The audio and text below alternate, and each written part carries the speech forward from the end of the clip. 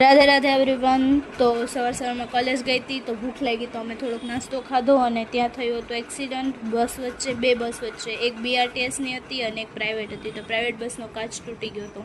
ઘરે આવી તો મમ્મી અમારા માટે બનાવી દીધું, ભૂખ લાગી હતી એટલા માટે।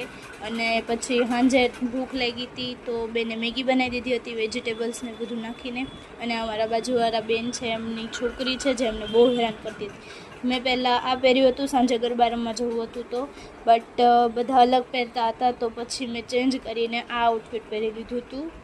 એટલે બધા આવું કંઈક પહેરતા હતા તો મેં આવું પહેરી લીધું હતું। બધા કરતાં અલગ તો દેખાતી હતી પણ હવે શું કરીએ, હવે હેલું જાય। બીજું તો આ બધાએ પહેર્યું હતું, મેં પહેર્યું અલગ।